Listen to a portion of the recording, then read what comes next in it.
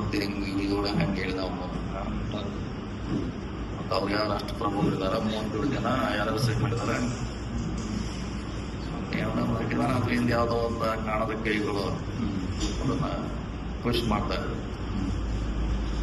ನಮ್ಮಲ್ಲಿ ಬಂದು ಅಷ್ಟಕ್ಕೆ ಬಂದು ಆಗಲ್ಲ. ರಿಯಾಲಿಟಿ ಎಲ್ಲರಿಗೂ ಗೊತ್ತಿದ್ದೆ.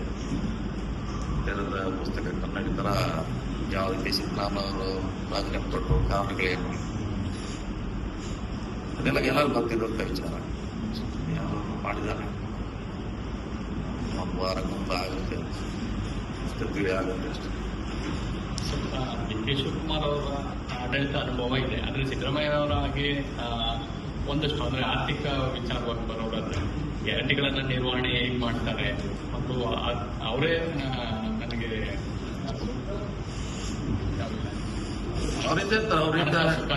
ನನಗೆ ಬೇಕು ಅನ್ನೋದು ಹೇಳಿದ್ದಾರೆ. ಹಾಗಾಗಿ ಯಾಕೆ ಮ್ಯಾನೇಜ್ ಮಾಡ್ತಾರೆ ಅನ್ನೋದು ಹೊಸ ಸವಾಲು. ಈಗೇನು ಈಗ ಅವ್ನು ನಡೆಸಿದ್ದನ್ನ ನಡೆಸ್ಬೇಕಷ್ಟೇ. ಈಗೇನು ಹೊಸ ಏನು ಮಾಡಬೇಕಿದೆ? ಆಲ್ರೆಡಿ ಅವ್ನು ನಡೆಸಿದ್ದಾರೆ 3 ವರ್ಷ 5 ವರ್ಷ 2 ವರ್ಷ ನಡೆಸಿದಾರ. ಇದೆಲ್ಲ ದಾಖಲೆ ಇದ್ದೇ ಇರ್ತದೆ, ಅದನ್ನೊಂದು ಗೈಡ್ಲೈನ್ಸ್ ಇದ್ದೇ ಇರ್ತದೆ. ಅದೇ ಮಾದರಿ ನಡೆಸ್ಬೇಕು. ಹೊಸದು ಮಾಡೋದು ಏನಿದೆ, ಇದನ್ನು ತೊಂದರೆ ಆಗಲ್ಲ.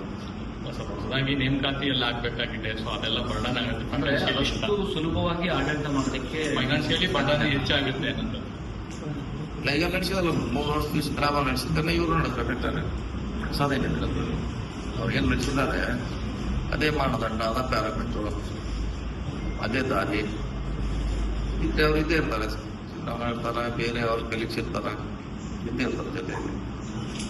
ಸರ್, ನಿನ್ನೆ ಕೆಲವರು ಹಿರಿಯ ನಾಯಕರು ಹೇಳ್ತಾ ಇದ್ರು, ಒಂದು ಕೋರ್ ಕಮಿಟಿ ತರ ಅಥವಾ ಒಂದು ಸಮನ್ವಯ ಸಮಿತಿ ತರ ಮಾಡಬೇಕು, ಅದರಲ್ಲಿ ಎಲ್ಲರನ್ನೂ ಕೂಡ ಹಿರಿಯರನ್ನ ಒಳಗೊಳ್ಳಬೇಕು ಅನ್ನೋದು ಆ ರೀತಿಯ ಅಭಿಪ್ರಾಯ ಇದೆಯಾ ಸರ್? ಅಲ್ಲ, ಗೊತ್ತಿಲ್ಲ. ಅಂತಿಮವಾಗಿ ಹೈಕಮಾಂಡ್ ನಿರ್ಧಾರ ಮಾಡಬೇಕು.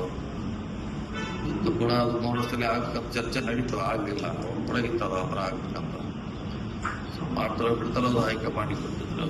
ಕಾದು ನೋಡೋದಷ್ಟೇ ಕಾದು.